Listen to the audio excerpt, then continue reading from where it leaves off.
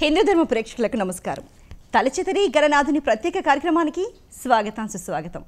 మరి తిథి ప్రకారం వినాయక చవితి ఎన్ని గంటలకు జరుపుకోవాలి, అలాగే వినాయక చవితిలో వినాయకుని విగ్రహం ఎలా ఉండాలి, వినాయకుని ఏ నైవేద్యాలతో ఆరాధించాలి, ఏ ఏ పత్రాలతో పూజించాలి, చాలా రకాల సందేహాలు మీకున్నాయి కదా. మరి మీ సందేహాలన్నిటికీ సమాధానాన్ని చేకూర్చడానికి, అలాగే మన వినాయక చవితి మరింత దిగ్విజయంగా మనం జరుపుకోవడానికి మరి మనతో పాటు ఉన్నారు ప్రముఖ జ్యోతిష్యులు మరియు ఆధ్యాత్మికవేత్త శ్రీ మద్దికుంట శ్రీకాంత్ శర్మ గారు. శ్రీకాంత్ శర్మ గారు నమస్తే అండి. అలాగే ప్రముఖ జ్యోతిష్య మరియు ఆధ్యాత్మికవేత్త శ్రీమతి లతా జంధ్యాల గారు. లతా గారు నమస్తే అండి. నమస్తే అమ్మా.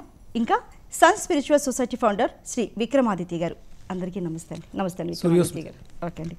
ముందుగా శ్రీకాంత్ శర్మ గారు మీరు చెప్పాలండి, ఎందుకంటే వినాయక చవితి మరి రేపే ఎన్ని గంటలకు జరుపుకోవాలి ఏంటండి, చాలా మందిలో ఒక సందేహం ఉంది. మరి తిథి ప్రకారం ఎన్ని గంటలకు వినాయక చవితిని ప్రారంభించాలి, పూజా కార్యక్రమాన్ని వివరించాలి. తప్పకుండా అమ్మా. ముందుగా హిందూ ధర్మం ప్రేక్షకులకు, యావత్ ప్రపంచవ్యాప్తంగా ఉన్నటువంటి హిందూ బంధువులందరికీ ప్రప్రథమంగా ముందస్తు వినాయక చవితి పర్వదిన శుభాకాంక్షలు తెలియజేసుకుంటూ, తలచితేనే గణనాథ అనేటువంటి కార్యక్రమం మనది.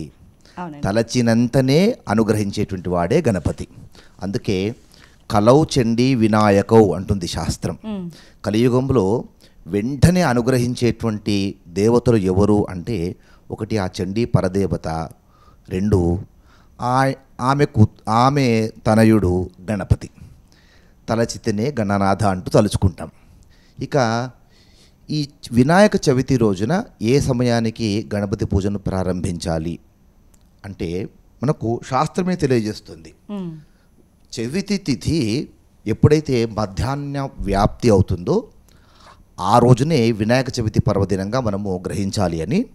చతుర్థి గణనాథస్య మాతృవిద్ధ ప్రశస్యతే మధ్యాహ్న వ్యాప్తినే చేత్ స్యాత్ పరతశ్చేత్ పరేహని అని శాస్త్రం చెప్తుంది. మనము ఏ పర్వదినాలకైనా కానీ సాధారణంగా సూర్యోదయానికి ఉన్నటువంటి తిథిని గ్రహిస్తాం. అవునండి. ఆ సూర్యోదయంకు ఉన్నటువంటి తిథిని ఆ పర్వదినంగా మనము ప్రారంభించుకోవడము, లేదా సంకల్పంలో కూడా సూర్యోదయంలో ఉన్నటువంటి తిథిని సంకల్పంలో చెప్పుకోవడము చేస్తూ ఉంటాం. అదే పితృ సంబంధమైనటువంటి కార్యక్రమాలు అయితే కనుక అపరాహ్న వ్యాప్తిలో ఉన్నటువంటి తిథిని గ్రహిస్తాం. ఒక్క వినాయక చవితి మాత్రము ఇది మధ్యాహ్న వ్యాప్తి అయినటువంటి చతుర్థి ఎప్పుడైతే ఉంటుందో ఆ రోజునే వినాయక చవితిని పూజించాలి, వినాయక చతుర్థిని పర్వదినాన్ని గ్రహించుకోవాలి, ఆచరించుకోవాలని చెప్తారనమాట. ఇక్కడ ఒక సందేహం వస్తుంది, ఏమండి చవితి తిథి రాత్రికి ఉండాలి కదా అని అంటారు.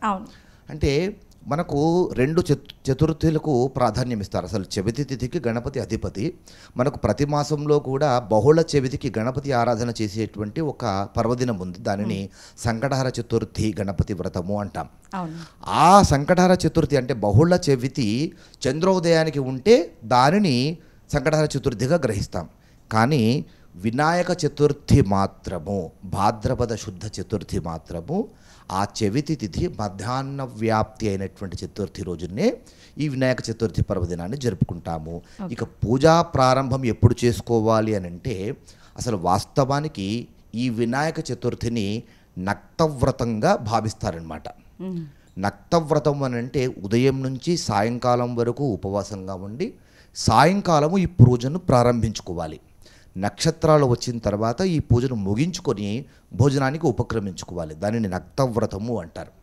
కనుక ఈ వినాయక చతుర్థిని ఉదయం నుంచి సాయంకాలం వరకు ఉపవాసంగా ఉండి సూర్యాస్తమయంలో చక్కగా స్నానం చేసుకొని కుటుంబ సభ్యులు అందరూ కలిసి ఈ వినాయక వ్రతాన్ని, వరసిద్ధి వినాయక వ్రతం అని చెప్పబడేటువంటి ఈ వ్రతాన్ని ఆచరించుకోవాలి. అలా ఈ రేపటి రోజున మనము ఈ వినాయక చతుర్థిని పూజించుకుంటున్నాము. అంటే ఎన్ని గంటల సమయం నుంచి స్టార్ట్ చేయొచ్చు? అంటే సాధారణంగా సాయంత్రం వరకు నాకు అంటే ఉపవాసం ఉండడం అనేది అందరి వల్ల సాధ్యం కాని పని అండి. మరి ఎన్ని గంటల నుంచి పూజ ప్రారంభించవచ్చు అని మీరు చెప్తారు? మీరు టక్కున దీనికి రిలేటెడ్గా మంచి ప్రశ్న వేశారు. మనకు సోషల్ మీడియాలో కూడా కొన్ని ముహూర్తాలు ఇస్తూ ఉంటారు. అవునండి. సరిగ్గా ఇదిగోండి ఇది బ్రాహ్మీ ముహూర్తంలో వినాయక ప్రతిమను పెట్టాలి అంటారు ఒకరేమో అమృత ఘడియలు ఉన్నాయండి అప్పుడు మాత్రమే ప్రారంభించాలి అంటారు. చాలా కన్ఫ్యూజన్కి మనమే గురి చేస్తూ ఉంటాం. అవును. వాస్తవానికి ఈ వినాయక చతుర్థి పర్వదిన పూజను ప్రారంభించుకోవడానికి ఇలాంటి శుభతిథి శుభ సమయాలు అంటూ ఏమీ ఉండవు. ఖచ్చితంగా సూర్యాస్తమయంలోనే ఈ వ్రతాన్ని ప్రారంభించుకోవాలి. అయితే అప్పటి వరకు ఉపవాసంగా అందరూ ఉండలేరు కదా అని అంటే ఈ వ్రతాన్ని పూజించేది ఎవరు, ఆచరించేది ఎవరు? ఆ ఇంటి యజమాని. ఆయన భార్య ఉపవాసంగా ఉంటే సరిపోతుంది. ఉపవాసము అని అంటే ఉపవాసము ఆయనకు సమీపంగా ఉండడం, అంతేగాని శరీరం శుష్కించిపోయేలా ఏ పదార్థాలు తీసుకోకుండా ఉండమని శాస్త్రం కూడా చెప్పలేదు. శరీరం పడిపోకుండా భగవంతుడికి చేరువుగా ఉండేట్టుగా స్వల్పమైనటువంటి తేలికపాటి ఆహార పదార్థాలు ఏవైనా తీసుకుంటూ అవి పానీయాలే కానివ్వండి, పళ్ళే కానివ్వండి, పాలే కానివ్వండి అలా స్వీకరిస్తూ సాయంకాలం ఉపవాసం ఆచరించుకోవాలి. పిల్లలు, అనారోగ్యంగా ఉండేటువంటి వాళ్ళు, పెద్దలు, ఇలాంటి వీళ్ళకి అందరికీ కూడా మినహాయింపులు మొదటి నుంచి శాస్త్రంలో ఇచ్చారు. ఎవరైతే కర్తలు ఉంటారో ఆ కర్తలు కనీస నియమాలు పాటిస్తూ వాళ్ళు ఉపవాసం ఏది ఏమైనా రేపు సాయంత్రం పూజ చేసుకోవాలని మీరు చెప్తారు. అది ప్రధానంగా నేను చెప్పడమే కదండి, గురువు గారు బ్రహ్మశ్రీ చాగంటి కోటేశ్వరరావు గారు వారు ఆచరించి చూపిస్తూ ఉన్నారు. వారు మనందరికీ మార్గదర్శకులు. వారు ఎన్నో ప్రవచనాల్లో ఈ వినాయక వరసిద్ధి వినాయక వ్రతాన్ని సాయంకాలమే ఆచరించాలని వారు ఎన్నో ప్రవచనాలు చెప్పారు కనుక వారిని అనుసరిస్తూ మేమంతా కూడా అదే విధంగా ఆచరిస్తాం. ఓకే, మరి లత గారు, మరి మీరు చెప్పండి, అసలు చవితి రోజే వినాయక చవితిని, ఈ పూజని ఎందుకు మనం చేస్తూ ఉంటాం? అందులో ఉన్న పరమార్థం ఏంటండి? ఓం శ్రీ గురుభ్యో నమః. చవితి తిథి అన్నప్పుడు మనకి మామూలుగా మనందరికీ తెలిసిన కథ ఒకటి ఏమిటి అని అంటే, భగవంతుడు పార్వతీదేవి అనుగ్రహంతో, అంటే పార్వతి ద్వారా ఆయన మనకి ఉద్భవించటం లేకపోతే పుట్టడం జరిగింది అంటాం. సాధారణంగా ఎవరికైనా సరే పుట్టినరోజు అన్నప్పుడు అందరికీ కూడా ఆనందం కలుగుతూ ఉంటుంది కదా. అదేవిధంగా స్వామివారికి కూడా చవితి తిథి ఆయన పుట్టినరోజుగా మనం భావించవచ్చు. రెండో విషయం ఏమిటంటే, చవితి తిథికి ఆయన అధిపతి, అందుకని చవితి తిథి నాడు ఆయనని మనం పూజించటం అనేది కూడా కనపడుతూ ఉంటుంది.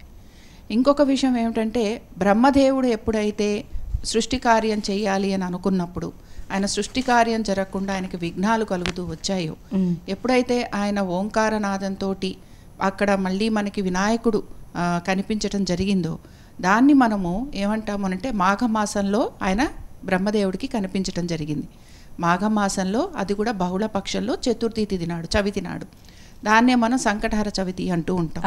అలాగే వరద గణపతిగా ఆయన అమ్మవారికి పుట్టడం అంటే ఒక రకంగా మనం జన్మించినట్టుగా మనం భావించవచ్చు. అమ్మవారు ఆవిడ ఒక ఎప్పుడైతే నలుగు పెట్టుకుంటూ ఉందో ఆ మట్టితోటి స్వామివారి విగ్రహాన్ని తయారు చేసింది, అలాగే రూపం లేకపోతే జీవం పోసింది. అంటే అమ్మవారి దృష్టి తగలగానే ఎటువంటిదైనా కూడా జీవం పోసుకుంటుంది. దాంతో ఏంటంటే అమ్మవారికి కోరిక, అమ్మవారు ఒకసారి వినాయకుడే ఆయన అమ్మవారికి కొడుకుగా పుట్టాలి అని చెప్పి అమ్మవారు తపస్సు చేసిందనమాట. ఆ క్రమంలో స్వామివారు కొడుకుగా పుట్టేందుకు ఇది కూడా మనకి దీనికి లింక్ చేసి చెప్తూ ఉంటారు. అంటే కొడుకుగా జన్మించాలి కనుక ఆ జన్మ జరుగుతున్నప్పుడు అక్కడ ఒక రాక్షసుడు ఉంటాడు. ఆ రాక్షసుడు ఏం చేస్తాడు అనంటే, ఆ రాక్షసుడి వలన అంటే ఎవరైతే అమ్మవారి కడుపున పుడతారో ఆ రాక్షసుడికి ఆ అమ్మవారి కడుపున పుట్టే తనయుడు ఎవరైతే ఉంటాడో వాళ్ళు ఆ రాక్షసుడిని సంహరిస్తారు అన్న విషయం తెలుస్తుంది. తెలిసినప్పుడు ఆ రాక్షసుడు చాలా అంటే కొంత ఎలా అయినా సరే మరణం అంటే ఎవరికైనా భయమే కనుక ఆయన ఈ గాలి రూపంలో అమ్మవారిలో ప్రవేశించి ఆ ఒక పిండం ఏదైతే ఎదుగుతూ ఉంటుందో దాని ఒక తలని విచ్ఛిన్నం చేస్తాడు. అప్పుడు విచ్ఛిన్నమైనప్పుడు సరే అది పిండం మరణిస్తుందని ఆ రాక్షసుడు అనుకుంటాడు. కానీ తర్వాత అమ్మవారు అంటే ఎవరైతే పుడతారో వాళ్ళకి తల లేకుండా పుడతారనమాట. అప్పుడు ఈ గజాననుడు ఎవరైతే రాక్షసుడిని శివుడు సంహరించుకుని తీసుకొస్తాడో ఆ ఒక శిరస్సుని స్వామివారికి పెట్టడం జరుగుతూ ఉంటుంది. అంటే ఇది కూడా మనకి చవితి తిథి నాడే కనపడుతుంది అనమాట. అందుకని ఏంటంటే ఇక్కడ మొండెము అంటే తల వరకు మనం శివుడిగా భావిస్తే, శివుడి యొక్క శక్తిగా భావిస్తే, శరీరం నుంచి పాదాల వరకు అమ్మవారి శక్తిగా మనం ఆరాధిస్తూ ఉంటాం. అందుకనే వినాయకుడిని ఎప్పుడు ఆరాధించాలన్నా కూడా మనము శివపార్వతుల శక్తులుగా భావిస్తాం. అందుకనే వినాయకుడిని పూజించడం అంటే దేవతలను పూజించే ముందర, ఎటువంటి పూజ చేసే ముందర అయినా కూడా మనం వినాయకుడిని పూజించడానికి అది కూడా ఒక కారణంగా చెప్పుకోవచ్చు. కాబట్టి ఏంటంటే 4 అనే అక్షరానికి ఆయన 4 అనే నంబర్ ఉంటుంది కదా అక్షరం, దీనికి ఇది చాలా ఆయనకి ప్రీతికరమైనది అనమాట. అందుకనే 4 భుజాలు కలిగిన వాడు, 4 వేదాలకి సంబంధించిన వాడు. అలాగే ఎప్పుడైతే బ్రహ్మదేవుడు మంత్రాన్ని ఉచ్చరించి ఎప్పుడైతే ఓంకారనాదం చేసి వక్రతుండంలో ఆకారంలో ఉన్న గణపతిని ప్రత్యక్షం అవుతాడో అప్పుడు స్వామివారు కూడా అంటే బ్రహ్మదేవుడు కూడా వక్రతుండముకి సంబంధించిన మంత్రాన్ని ఉపాసించడం జరిగింది. ఆ తర్వాత అందులో ఉన్న అక్షరాల ప్రకారంగా 4 వేదాలకి సంబంధించి 4 మంత్రాలు వారు ప్రతిష్ఠించడం జరిగింది, లేకపోతే స్థాపించడం జరిగింది అనుకోవచ్చు. ఇలాగ 4 వేదాలకి కూడా ఈయన అధిపతిగా మనం భావిస్తూ ఉంటాం. 4 వేదాలు, అలాగే ఇక్కడ మనం మామూలుగా ధర్మార్థ కామ మోక్షాలు వీటికి సంబంధించి కూడా ఆయనే అధిపతిగా భావిస్తూ ఉంటాం. అందుకని ఏంటంటే ప్రతి చోట కూడా 4 అనే సంఖ్యకి మనం ఇక్కడ వినాయకుడికి మనం గమనించుకోవటం. గణపతి అన్న పేర్లో కూడా 4 అక్షరాలే. చాలా చక్కగా తెలియజేశారండి. మరి విక్రమాదిత్య గారు, గణపతిని అయితే ఎలా ప్రతిష్ఠించాలి? రకరకాలుగా మనం చూస్తూ ఉంటాం. ఏ దేవుడికైనా లేని విధంగా గణపతికి వివిధ ఆకారాలు, నచ్చిన ఆకారాలు చేస్తూ ఉంటాం. నిజానికి అంటే ప్రతిష్టాపన ఎలా చేయాలి, ఎలా ప్రతిష్ఠ చేయాలి, ఎలాంటి రూపు ఉంటే బాగుంటుంది, అలాగే ఎన్ని రోజులు ప్రతిష్ఠ చేయాలంటారండి?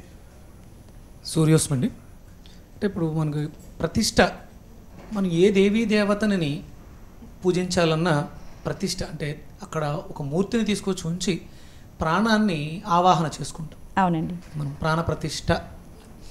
ఇక మూర్తుల విషయానికి వస్తే మనకు కొన్ని గణపతులు కనిపిస్తూ ఉంటాయి. మనకు వారణాసిలో 54 గణపతి శక్తి క్షేత్రాలని కనుగొనడం జరిగింది. 54 రూపాయలు ఒక వారణాసి చుట్టుపక్కల మన విశ్వేశ్వరుడికి చుట్టుపక్కల మొత్తం 4 దిక్కులలోనూ 56 గణపతి దేవాలయాలు ఆవరణ రూపంలో ఇవ్వబడింది.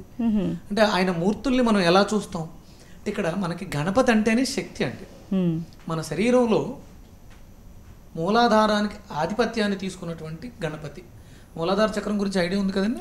మూలాధార చక్రానికి ఆయనే అధిపతి. అక్కడ మీరు 4 రెక్కలు ఉంటాయి. ఆ పద్మానికి 4 దళములు ఉంటాయి. మన శరీరం కూడా, మన శరీరం అంతా కూడా షట్చక్రోపేతంగా ఉంటుంది. అంటే పద్మానికి 4 దళాలు ఉండడం కాదండి, మూలాధార చక్రము అనే పద్మానికి 4 దళములు ఉంటాయి. అదే మణిపూరక దగ్గరకు వచ్చేలోకి 10 దళములు ఉంటాయి. స్వాధిష్టానంలో 6 దళములు ఉంటాయి. విశుద్ధిలో 16 దళములు. అంటే ఆ రేఖలు కలిగినటువంటి పదార్థాన్ని మనం పుష్పంగా భావిస్తాం కదా, హృదయ పద్మం అంటాం. ఇది మనం విష్ణుమూర్తిని తీసుకుంటాం. ఇక్కడ మనకి 12 దళములతో ఆ పుష్పం ఉంటుంది. ఇక్కడ మూలాధారం అనే పుష్పం 4 రేఖలతో 4 రెక్కలతో ఉంది. ఇప్పుడు చవితి రోజు ఎందుకు చేసుకోవాలి అన్నప్పుడు ఇక్కడ మన మూలాధారానికి అధిపతి గణపతి, అక్కడ 4 అనేది కూడా ఉంది.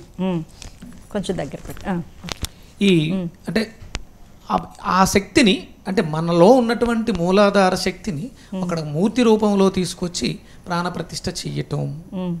అది మనం ఆ మూర్తిని మనకు నచ్చిన విధంగా చాలా రకాలు ఉంటాయి. కొంతమంది తొండం ఎడమ వైపుకు ఉన్నదని, కుడివైపుకు ఉన్నదని, అలాగే ఏకదంతం ఉన్నదని రూపాలనేది ఇక మనకు నచ్చిన రూపాన్ని ఆవాహన చేసుకుంటాం. ఏ రకంగా చేసుకున్నా అది గణపతి శక్తి. మనం అంటే ఆ ప్రతిష్ట అనేది కంపల్సరీ ప్రాణ ప్రతిష్ట ఆవాహన చేసుకోవచ్చండి. ఇంటికి ఒక అతిథిని పిలిచాం, వచ్చారు, వాళ్ళకి ఆసనం వేస్తాం. ఎలా అయితే చేస్తున్నామో మనకి ఏదైనా కోరిక విన్నవించుకోవాలనుకున్నప్పుడు వాళ్ళకి కావలసినటువంటి అంటే షోడశ ఉపచారాలతో చేయడానికి ముందు కంపల్సరీ చేయాల్సినటువంటిది ప్రతిష్ట, ప్రాణ ప్రతిష్ట. ఆ ప్రాణం ఉంటేనే మనం చెప్పినవి వినడానికి అవకాశం ఉంటుంది. మూర్తి మామూలుగా మూర్తిగా ఉంటుంది, రోడ్డు మీద కూడా మూర్తులు ఉంటాయి. అంటే మనకు నచ్చిన విధంగా స్వామిని అందులోకి ఆవాహన చేసుకుని, ఆయన లక్ష్మీ గణపతి, వక్రతుండ గణపతి, హేరంబ గణపతి సందర్భాన్ని ఇక్కడ మనం వినాయక చవితి తిథిని చేసుకుంటున్నాం. ఇక్కడ గణపతిగా ఆయన్ని మనం ఆవాహన చేసుకుని పూజ ప్రారంభించు. అంటే పూజలు చూస్తే అంటే ఎన్ని రోజులు ఉండాలన్నది కూడా చాలా మందికి అనుమానం ఉంటుంది. కొంతమంది 7 రోజులు, కొంతమంది 11 రోజులు, 3 రోజులు ఇళ్లలో పెట్టుకునే వాళ్ళకి. కానీ వాళ్ళకైతే ఏం చెప్తారు? అంటే మనకి మన సౌలభ్యం అక్కడ ఉన్నటువంటి అవకాశం. అందుకని మనకి బయట అంటే మిగతా వాటిల్లో శ్రావణ మాసం ఇళ్లలోనే చేసుకుంటాం. శ్రావణ మాసం శుక్రవారం ఒకరోజే. కానీ ఇక్కడ గణపతి నవరాత్రుల దగ్గరకు వస్తులోకి, శరన్నవరాత్రుల అమ్మవారి ఉత్సవాల దగ్గరకు వస్తులోకి ఇది ఇంట్లో ఏదో మనం పెట్టేసుకుని చేసేసుకునేది కాదు. ఇక్కడ ఐకమత్యము, మహాబలము, అందరం కలవాలి అనే సాంప్రదాయాన్ని తీసుకురావడం జరిగింది. అక్కడ ప్రధానంగా మనం గణపతి నవరాత్రులు అంటున్నాం. 9 రాత్రులు జాగారం చేయడం, ఆయనతో పాటు మనం అందరం కలిసి జాగరూకతతో. అంటే ఇప్పుడు మన శరీరంలో ఉన్నటువంటి షట్చక్రాలన్నీ కూడా జాగరూకతతో ఉంటేనే శక్తిని తీసుకోవడానికి అవకాశం ఏర్పడుతుంది. ఇక్కడ మనకు ఋతువులు మారుతున్న సమయంలో ఈ భాద్రపద మాసంలో మనకి మన శరీరంలో జీర్ణ వ్యవస్థ మందగిస్తూ ఉంటుంది. అందుకని ఇక్కడ ఇలా అవేకనగా ఉండడం ద్వారా మనం శక్తిని పొందడానికి అవకాశం ఉంటుంది. కాబట్టి 9 రోజులు అంటే మనం చేసే పని 9 రోజుల పాటు చేయగలిగితే చాలా మంచిది. ఇక ఇళ్లలో ఉంచుకున్నాం, మనం అంటే ప్రతిరోజు కూడా ఒక అతిథి మనతో ఉన్నప్పుడు మనం మన ఇష్టం వచ్చినట్టు ఉండకూడదు. అది ఒక మర్యాదలు చేయాలి. పొద్దుట లేచిన దగ్గర ఆయనకి దంతధావనానికి కూర్చొని ఉంచడం దగ్గర నుంచి మనం చేసే షోడశ ఉపచార పూజలన్నీ చెయ్యగలిగితే ఎన్ని రోజులు చెయ్యగలం అనేది మన శక్తి సామర్థ్యాల మీద ఆధారపడి ఉంటుంది. మన ఇష్టం 1 రోజు, 3 రోజులు, 9 రోజులు అనేది ప్రధానంగా. ఏది ఏమైనా సరే భక్తి మర్యాద కూడా కలగలిపి చేయాలి. శ్రద్ధ భక్తి శ్రద్ధతో మనం చేయగలిగిన రోజు ఎన్ని రోజులను ఉంచుకోవచ్చు. మనకి ఇది భాద్రపద మాసము అన్నాం కదా, అంటే 30 రోజులు కూడా చేయొచ్చు కదా. అంటే ఈ 9 రోజులకి ఈ 1 రోజు అయిన ఉండడం కాదు. ఇక్కడ మనం మూలాధారంలోకి శక్తిని ఆవాహన చేసుకుంటున్నాం. అందుకని మనం నియమనిష్టలతో చేసుకోగలిగితే, శ్రద్ధగా చేసుకోగలిగితే ఈ మాసం అంతా కూడా చేసుకోవచ్చు. అలా చేయలేము. ఒక్కరోజు ఇవాళ కార్యక్రమం చేసుకుని రేపొద్దుట దాన్ని మనం నిమజ్జనకి ఉపయోగించేసుకోవచ్చు. రైట్ అండి. శ్రీకాంత్ శర్మ గారు, గణపతి ఆరాధనలో సిద్ధి బుద్ధి సంప్రాప్తిస్తాయా? సిద్ధి బుద్ధి గురించి కాస్త వివరించండి. తప్పకుండా. సిద్ధి బుద్ధి అనగానే అందరు ఏమనుకుంటారు? గణపతికి ఉన్నటువంటి 2 భార్యలు అనుకుంటారు. ఇక్కడ సిద్ధి లక్ష్యము, మనం చేసేటువంటి పని మీద కాన్సన్ట్రేషను. బుద్ధి బాగుంటేనే చేసేటువంటి పనిని సక్రమంగా చేయగలుగుతాం. ధియో యో నః ప్రచోదయాతు అని చెప్తారు. ఆ విధమైనటువంటి ప్రచోదనమును కలిగించు అని భగవంతుని వేడుకుంటారు. అంటే లక్ష్యము, కాన్సన్ట్రేషను, సరైనటువంటి బుద్ధి, వీటి కోసము ఏ దేవత ఆరాధన అయినా సరే, ఒక గణపతి ఆరాధనే కాదు, ఏ దేవత ఆరాధన అయినా కానీ ఇలాంటి సిద్ధి బుద్ధుల కోసమే మానవ ప్రయత్నం అనేటువంటిది చేయాలి.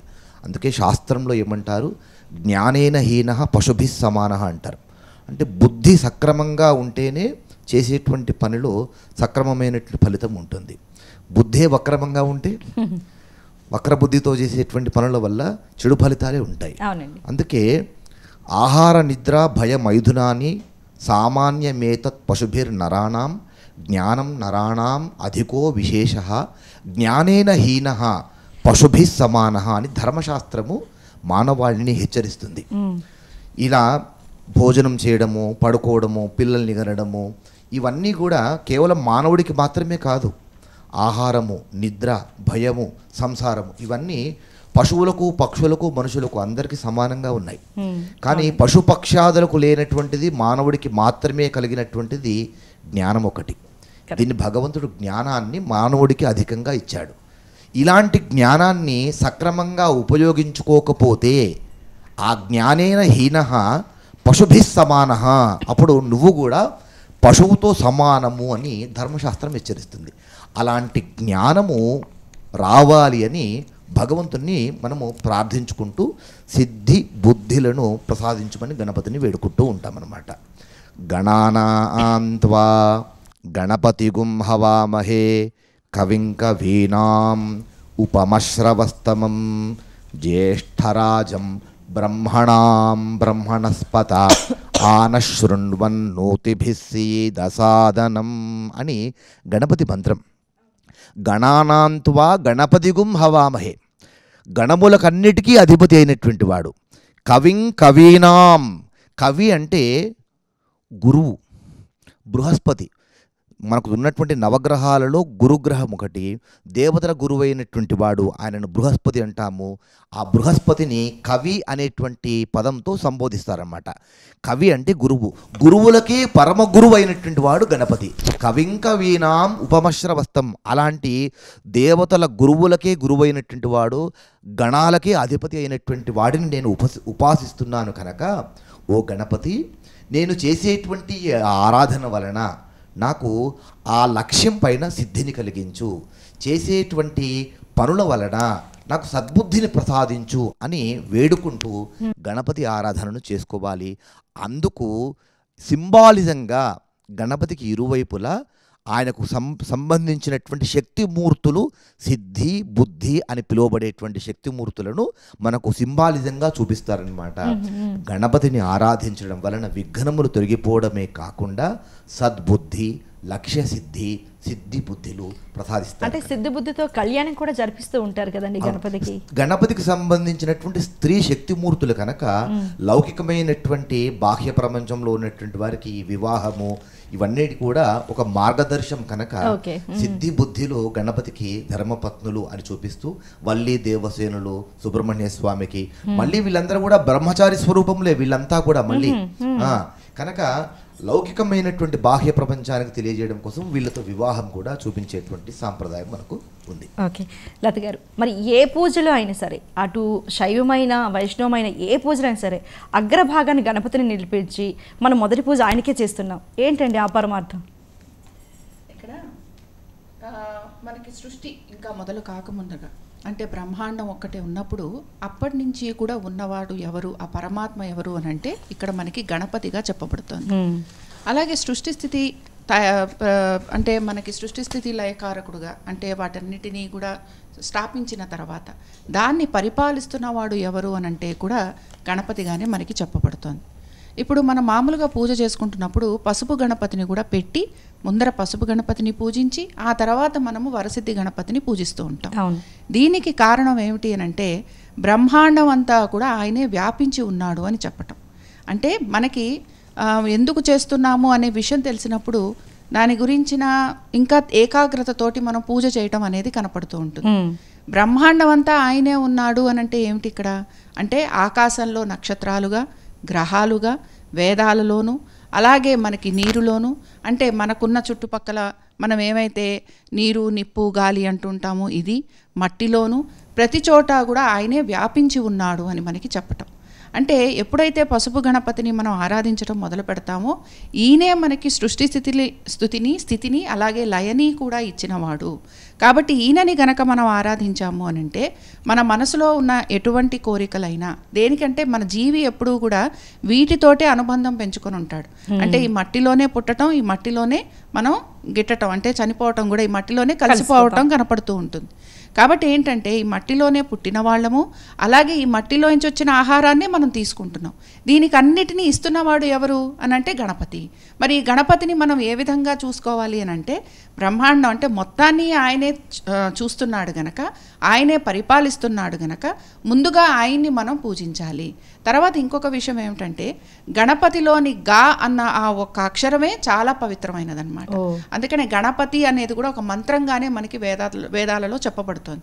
కాబట్టి ఆ గా అన్న ఒక్క మంత్రంతో అంటే అది ఎంత పవిత్రమైనది అని అంటే అది మొత్తం సృష్టిని కూడా అంటే మొత్తం ప్రపంచాన్ని కూడా లేకపోతే ఈ బ్రహ్మాండాన్ని అంతటిని కూడా పరిపాలిస్తోంది. కాబట్టి ఎవరైతే ఇప్పుడు మామూలుగా మనం పూజలు చేసేటప్పుడు ఎవరైనా సరే దేవతోపాసన చేస్తుంటారు, అర్చనలు చేస్తుంటారు.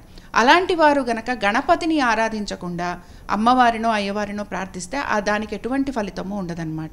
దీనికి చెప్పే విశేషం ఏమిటంటే పార్వతీ పరమేశ్వరుల కళ్యాణం ముందర కూడా పార్వతీ పరమేశ్వరులు ఇద్దరూ కూడా గణపతిని పూజించారు అని మనకి చెప్పబడుతోంది. అంటే ఏంటి ఇంకా వీళ్ళందరూ ముందర రాకముందరి నుంచే ఆయన ఉన్నాడు అని చెప్పటం. అందుకని ఏంటి ఏ పూజ చేయాలన్నా ఏ వ్రతం చేయాలన్నా ఏ హోమం చేయాలన్నా ఇప్పుడు మనం ఎటువంటి హోమం చేసుకున్నా కూడా ముందర అందరూ కూడా గణపతికి సంబంధించిన హోమం చేసి ఆ తర్వాత ఎటువంటి హోమం అయినా చేస్తారు. పూజలైనా అంతే, వ్రతాలైనా అంతే. అందుకని ఏంటంటే గణపతిని ఆరాధించటంలో ముందర మనం ఏం చేస్తాము అని అంటే అమ్మవారిది కానీ స్వామివారిది కానీ పూజ చేసే ముందర గణపతిని ఆరాధించకుండా గనక చేస్తే ఆ పూజ మనకి ఎటువంటి ఫలితాన్ని ఇవ్వదు.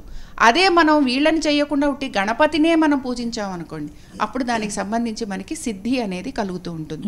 అలాగే గణపతి ఎలా అయితే మనలో ఉన్న వక్ర ఆలోచనలని ఇక్కడ వక్రము అని అంటే ఏంటి అని అంటే ఆలోచనలు లేకపోతే మనం చేసే పనులు లేకపోతే విఘ్నాలు అని అంటాం. విఘ్నాలు అనేక రకాలుగా ఉంటాయి. అందుకని విఘ్నం అంటే పనిగానే భావించకూడదు. విఘ్నము అని అంటే ఏంటంటే మనం అనుకుంటున్న మన మనసులో ఉండే ఆలోచనలు కూడా మనం చేయాల్సిన మంచి వాటికి విఘ్నాన్ని కలిగిస్తూ ఉంటాయి. అట్లాంటి ఆలోచనలు కూడా కలగకుండా ఉండటం కోసమని మనం వినాయకుడిని ఆరాధించడం జరుగుతూ ఉంటుంది. వినాయకుడిని గనక ఆరాధిస్తే ఎటువంటి శోకము ఉన్నా తొలగిపోతుంది. అదే వినాయకుడిని ఆరాధించకుండా చేసే పూజ లేకపోతే వ్రతం లేకపోతే హోమం మనకి ఎటువంటి ఫలితము ఇవ్వదు. చాలామంది మంత్రోపాసన చేస్తూ ఉంటారు. మంత్రోపాసన చేసేవారికి కూడా మంత్రము ఫలితం ఇవ్వలేదు అన్నప్పుడు ముందర గణపతిని ఆరాధించండి అని చెప్తూ ఉంటారు. గణపతి మంత్రోపాసన చేసిన తర్వాత మిగతా మంత్రాల గురించి కూడా వాళ్ళు వెళ్ళటం అనేది కనపడుతూ ఉంటుంది. ఓకే లత గారు, మరి చాలా మంది కాలర్స్ మన కోసం వెయిట్ చేస్తున్నారు. శ్రీకాంత్ శర్మ గారితో మాట్లాడుతానంటున్నారు. హలో, నమస్తే అండి. నమస్కారం అండి. మీ పేరేంటి, ఎక్కడి నుంచి మాట్లాడుతున్నారండి? నా పేరు రామచంద్రన్ అండి, నేను మియాపూర్ నుంచి మాట్లాడుతున్నాను. ఓకే అండి, మరి శ్రీకాంత్ శర్మ గారితో మాట్లాడుతున్నా అంటున్నారు కదా, మాట్లాడండి. అవునండి. హలో రామచంద్ర గారు చెప్పండి. నమస్కారం అండి, నేను రామచంద్ర మియాపూర్ నుంచి అండి. చెప్పండి. ఇప్పుడు 11:54 నుంచి మనకు వినాయక చవితి వచ్చింది కదా. కొన్ని మండపాలలో సాయంత్రం సూర్యాస్తమం అయిన తర్వాత కూడా దీపారాధన మండపాలు దాదాపు వినాయక చవితి రోజు కూడా సాయంత్రం కూడా పూజ చేస్తారు కదా. అట్లాంటప్పుడు ఈ రోజు పొద్దుటి నుంచి కాకుండా చవితి లేదు కాబట్టి సాయంత్రం మొదలు పెట్టుకొని చేసుకుంటే ఈ రోజు లెక్కకు వస్తుందా, చేసుకోవచ్చా, రేపే చేయాలన్నా? సూర్యోదయానికి చవితి కాబట్టి. ఏమండి, పర్వదినము రేపు కనుక రేపే ఆచరించాలి. ఈరోజు మొదలు పెట్టేసేసుకొని రేపు చేసుకోవచ్చా అన్నటువంటి సందేహం ఇక్కడ అవసరం లేదు. పర్వదినం మనకు రేపు చెప్పారు కనుక నియమాలన్నీ రేపే పాటించాలి, రేపే ఆరాధన చేసుకోవాలి. ఉపవాసంగా ఉండడానికి కుదిరినటువంటి వాళ్ళంతా కూడా ఉపవాసాన్ని చేయండి. ఉపవాసం లేనటువంటి వాళ్ళు ఏవైనా పళ్ళు పాలు లాంటివి తీసుకోండి. కానీ ప్రధానంగా కర్తవ్యం మనకి ఏం చెప్పారు, సాయంకాలము వినాయక వ్రతాన్ని ప్రారంభించాలని చెప్పారు. కనుక అప్పటి వరకు వ్రతములో కూర్చునేటువంటి వారు, కర్తలైనటువంటి వారు, పురోహితులు వీళ్ళంతా కూడా ఆ సాయంకాలం వరకు ఉపవాసం చేసి, మిగతా భక్తజనాలందరూ కూడా ఉపవాసంగా ఉండాల్సినటువంటి పని లేదు. ఈ కర్తలైనటువంటి వారు ఉపవాసంగా ఉంటే సరిపోతుంది. ఓకే అండి, ఇంకో కాల్ చూద్దాం. హలో, నమస్తే అండి. హలో, మీ పేరు? ఓకే, మీ పేరేంటి, ఎక్కడి నుంచి మాట్లాడుతున్నారండి? చెప్పుపేట. ఓకే అండి, మరి విక్రమాదిత్య గారితో మాట్లాడండి, మీ ప్రెసిడెంట్ అడగండి. హలో హలో, చెప్పండి అమ్మా. ఏం లేదు స్వామి, ఇట్లా పొద్దున రేపు ఎన్నిగొట్టు నుంచి ఎన్నిగొట్టు వరకు చేసుకోవాలి. మళ్ళీ చంద్రుణ్ణి చూస్తే స్వామి మరి ఏంది దోషం అని అడుగుతున్నా. అమ్మా, రేపు అంటే పెద్దలు నిర్ణయించిన లెక్క ప్రకారం మధ్యాహ్నం నుంచి ఉంది. అందుకని మధ్యాహ్నం నుంచి అంటే మనం రేపంతా కూడా ఉపవాసం ఉండి సాయంత్రం స్వామిని పూజ చేసుకుని అక్కడ మీకు చంద్రుణ్ణి చూస్తే వచ్చేటువంటి నీలాపనిందలు అనే దానికి అక్కడ వ్రత కథ ఇవ్వబడిందమ్మా. ఆ కథని చదువుకోవడం కానీ లేకపోతే మనకి యూట్యూబ్లో వాటిలో ఈ వ్రత కల్పాలకు సంబంధించిన కథలు అంటే దొరుకుతున్నాయి. నాకు చదువు రాదు స్వామి, నేను 66 ఏళ్ళు ఉన్నా. అమ్మా, ఏం పర్వాలేదు, స్వామిని తలుచుకొని అక్కడ స్వామి దగ్గర పెట్టినటువంటి అక్షింతలను తల మీద వేసుకోండి. అమ్మా, తెలుసో తెలియకో పొరపాటున ఒకవేళ ఆ చంద్రుని వీక్షించిన దోషం ఉంటే ఆ దోషాన్ని తొలగించు తల్లి అని ఆ పార్వతీదేవిని తలుచుకుని ఆ అక్షింతలు నెత్తి మీద తల మీద వేసుకోండి, సరిపోతుంది. భయపడాల్సిన పనే ఉండదు. ఓకేనండి, థ్యాంక్ యూ అండి కాల్ చేసినందుకు. ఇంకో కాల్ చూద్దామండి. హలో, నమస్తే అండి. హలో అండి, నమస్కారం అండి. మీ పేరేంటి, ఎక్కడి నుంచి మాట్లాడుతున్నారు? పవన్ కుమార్ మేడం, ప్రకాశం జిల్లా నుంచి. ఓకే, మీ ప్రెసిడెంట్ లత గారిని అడగండి. నమస్కారం మేడం. నమస్తే అండి. మాకు ఇంకా వివాహం కాలేదు మేడం. వివాహం కొరకు ఈ గణేష్ నవరాత్రుల్లో ఎలాంటి పూజలు చేస్తే వివాహం అవుతుంది మేడం? ఇది మంచి ప్రశ్న అండి. చాలామంది ఎలా అనుకుంటారనంటే వినాయక చవితి ఓన్లీ భార్యాభర్తలు మాత్రమే చేసుకోవాలి, లేకపోతే ఇంకెవరూ చేయకూడదు, ఇలాంటి సంశయం చాలామందిలో ఉంటుంది. వినాయక వ్రతము మామూలుగా వివాహం కాని వారు కూడా చేసుకోవచ్చు. అలాగే పిల్లలు ఎవరైతే విద్యార్థులు ఎవరైతే ఉంటారో వారు కూడా కూర్చొని చేసుకోవచ్చు. పెళ్ళి కానీ ఆడపిల్లలు ఎవరైతే ఉంటారో వారు చేసుకోవచ్చు, అలాగే భార్యాభర్తలు కూడా చేసుకోవచ్చు. కాబట్టి మామూలుగా మీరు వ్రతంగా రేపు మనకి భాద్రపద మాసంలో వచ్చే చవితి గనక రేపు ఎంతో పుణ్యదినం. అందుకని ఏంటంటే రేపు మీరు ముందర స్వామివారి వ్రతం చేసుకోండి. ఇలాగ సంకల్పంలో కూడా మీకు వివాహం కలగాలని చెప్పి కోరుకుంటూ చేసుకుంటే చక్కగా స్వామివారి అనుగ్రహంతో శీఘ్రంగా మీకు వివాహం అయ్యేందుకు అవకాశం ఉంటుంది. ఎందుకంటే స్వామివారిని ఆరాధించేలే వివాహమైనా ఎటువంటివైనా విఘ్నాలు గనక ఉంటే తొలగిపోవాలని. కాబట్టి విఘ్నాలు తొలగిపోతాయి, అలాగే మంచి కన్య కూడా వారికి లభించేందుకు అవకాశాలు ఉంటాయి. ఓకే, ఇంకో కాల్ చూద్దామండి. హలో, నమస్తే అండి. హలో, చెప్పాం కదండి. మీ పేరేంటండి, ఎక్కడి నుంచి మాట్లాడుతున్నారు చెప్పండి. నేను రాజశేఖర్, మియాపూర్. ఓకే అండి, శ్రీకాంత్ శర్మ గారితో మాట్లాడారు రాజశేఖర్ గారు. చెప్పండి రాజశేఖర్ గారు. నమస్తే అండి. నమస్తే. చవితి మనకి మన మధ్యాహ్నం నుంచి వచ్చింది కదండి. ఉమ్. పూజ ఇవాళ చేయాలంటారా, రేపు చేయాలంటారా? మీరు ఎక్కడ ఉంటారు? మియాపూర్, హైదరాబాద్ కదా? అవునండి. అంటే చవితి రేపు మధ్యాహ్నంకి వెళ్ళిపోతుంది కదా, మరి చవితి చంద్రుడిని చూసేది పూజ అయ్యాక అత్యంతలు వేసుకుంటారు కదా. చెప్తాను.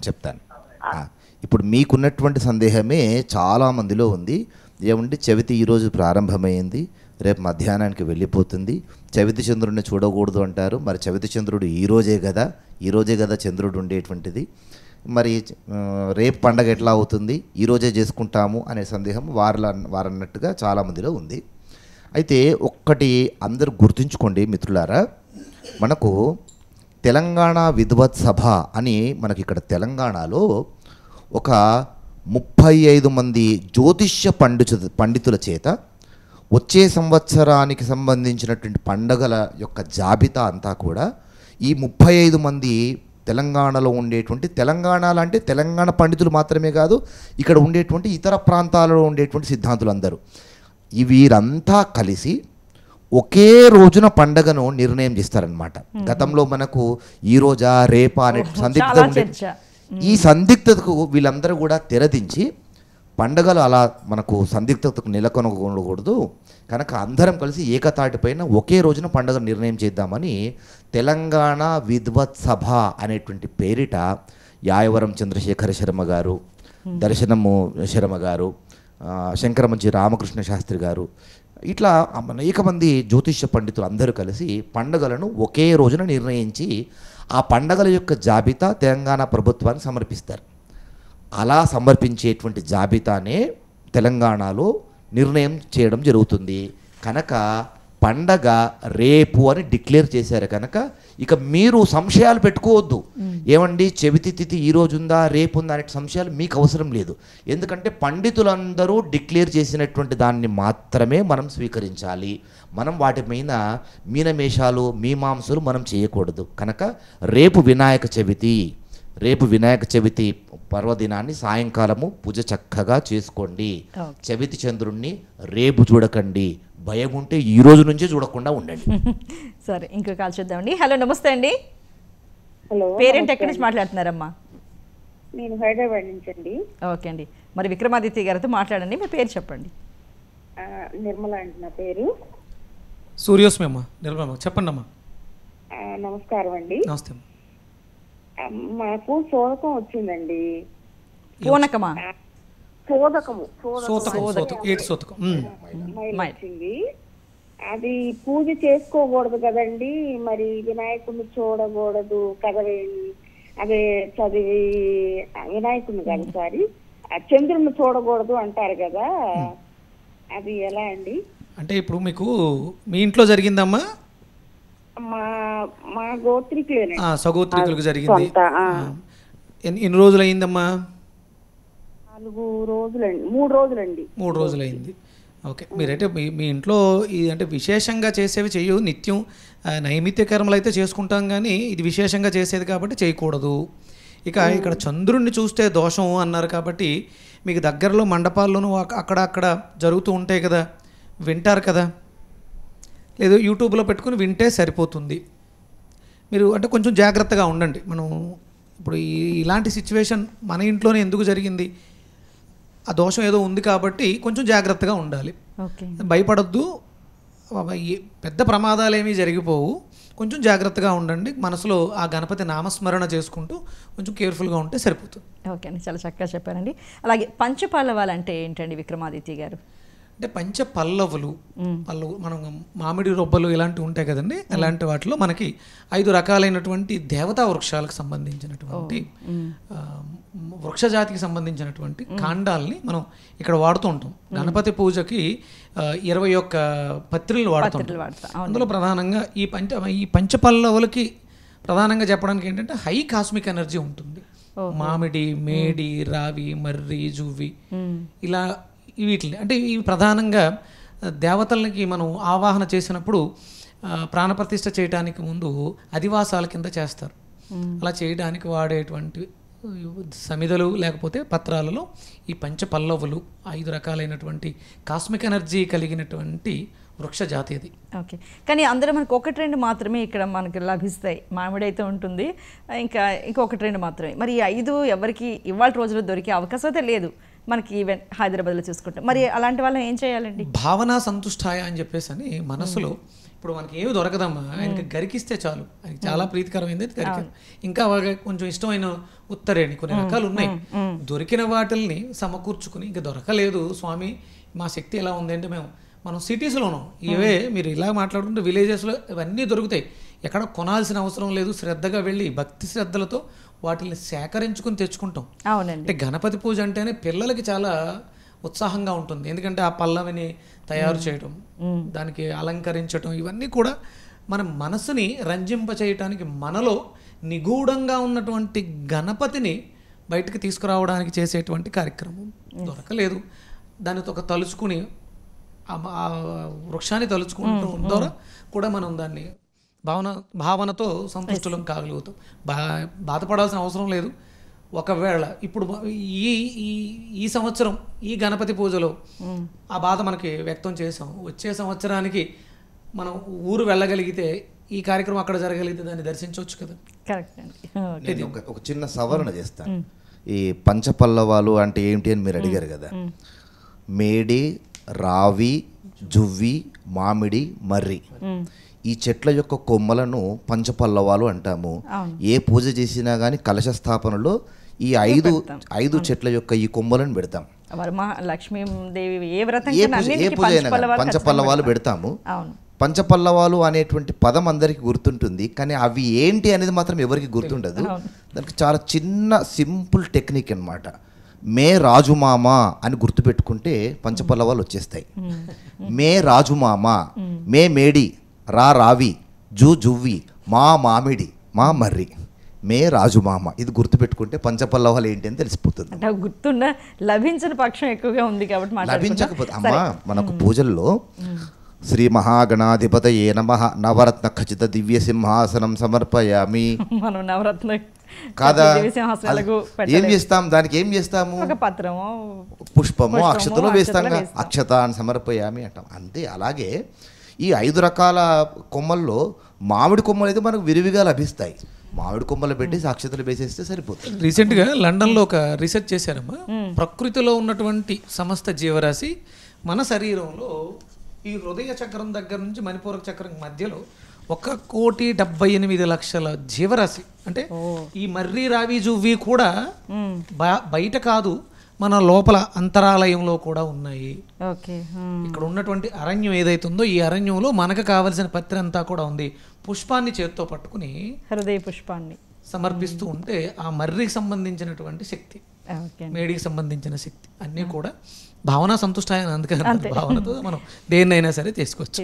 ఓకే లత గారు, మరి ఈ 21 రకాల మనం చూస్తే పత్రి పూజ చేస్తాము, వీటన్నింటినీ చెరువులలో లేదా బావులలో మాత్రమే నిమజ్జనం చేస్తూ ఉంటాం.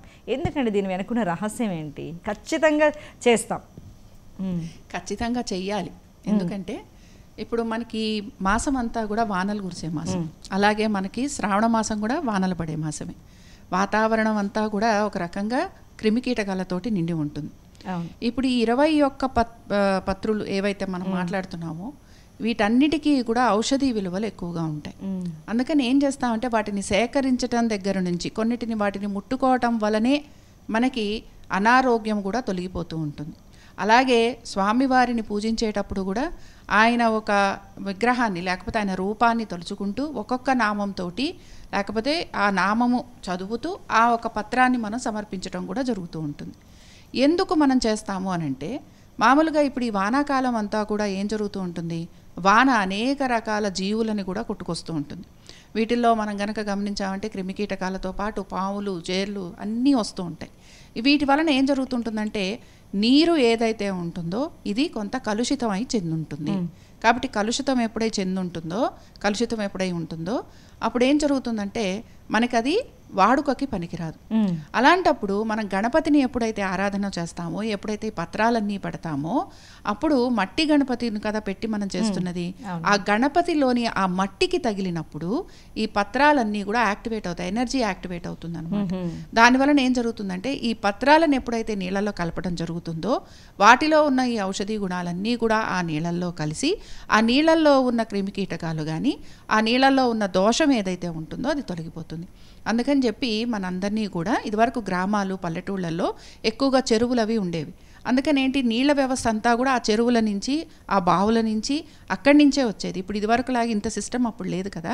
అందుకని ఖచ్చితంగా ఇవంతా కూడా సమకూర్చుకొని వీటిల్లో ఉన్న ఈ ఔషధీ గుణాలు ఆ నీళ్ళల్లో కలవటం వలన మనకి శారీరక పరంగా కలిగే ఇబ్బందులు ఏవైతే నీళ్ళ ద్వారా వస్తాయో అవి తొలగిపోతాయి అని చెప్పి మనకి చెప్పటం అన్నమాట. అలాగే ఇందాక నేను చెప్పినట్టు కొన్ని పత్రాలు చేతులతో ముట్టుకున్న వెంటనే వాటి వలన చర్మ సంబంధంగా ఉండే ఇబ్బందులు కూడా తొలగిపోతూ ఉంటాయి. అందుకని ప్రతి ఒక్క పత్రానికి కూడా ఒక్కొక్క ఔషధి విలువ ఉంది. దాని వలన మనకి మన జీర్ణక్రియ ఇబ్బందిగా ఉన్నప్పుడు ఒకటి, శారీరకంగా మనకి ఏమైనా స్కిన్ రిలేటెడ్ ఇష్యూస్ ఉంటే ఒకటి, కళ్ళకి సంబంధించిన ప్రాబ్లమ్స్ ఉంటే ఒకటి, ఇలా ప్రతిదానికి సంబంధించి కూడా అది నీళ్ళల్లో కలవటం వలన అటువంటి రుగ్మత మనకి తొలగిపోతుంది అని చెప్పి మనం భావిస్తూ ఉంటాం. ఓకే అండి.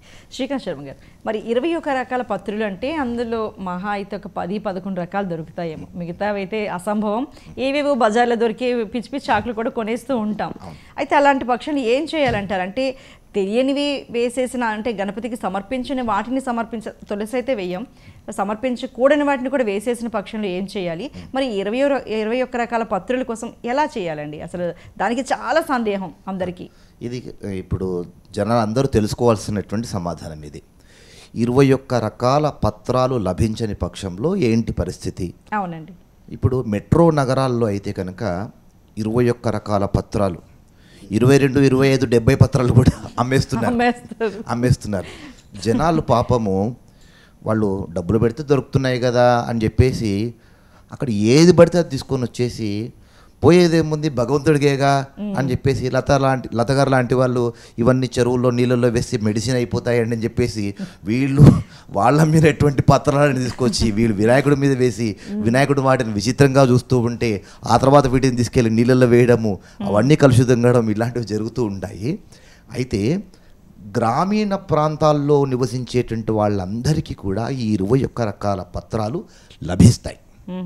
కాస్త ప్రయత్నం చేస్తే చాలు. అయితే సిటీల్లో ఉండేటువంటి వాళ్ళు, మెట్రోపాలిటన్ నగరాల్లో ఉండేటువంటి వాళ్ళకు కష్టం. వీళ్ళకి కష్టం కనుక కొంతమంది చాలా సులాయాసంగా అందాలి కదా అని చెప్పేసి అమ్మేస్తూ ఉన్నారు. ఇందులో ఏది పడితే అదే అమ్మేస్తున్నారు. ఇలా చేయకుండా మనము 21 రకాల పత్రాల పూజ వెనుక జంధ్యాల లత గారు చక్కగా చెప్పారు. కారణం ఏంటి, ఎందుకు పూజిస్తాము అని. అవన్నీ మెడిసిన్, అదంతా కూడా నీళ్ళను ప్యూరిఫై చేసేటువంటి మెడిసిన్ ఆ ఆకుల్లో ఉంటుంది. కనుక మనమేం చేయాలి, కిలోల కొద్దీ ఆకులు కాకుండా 1-2 ఆకులు చాలు. 2 మారేడు పత్రి, ఏదో 108 పత్రాలు వేస్తానండి, వద్దు. నీలాగా పూజించే వాళ్ళు కోట్ల మంది ఉన్నారు.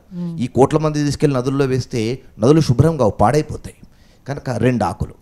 ఇలా మనం ఒక్కసారి మీరు ఉండేటువంటి కాలనీలో ఒక చుట్టూ వేశారనుకోండి, గరిక దొరుకుతుంది, మారేడు దూలాలు దొరుకుతాయి, మామిడాకులు, నేరేడు ఆకులు, జమ్మి ఆకులు, తులసి ఈరోజు ఒక్కరోజు వాడాలి, ఈ ఒక్కరోజు వాడాలి. తులసికి ఈరోజు మినహాయింపు ఉంది.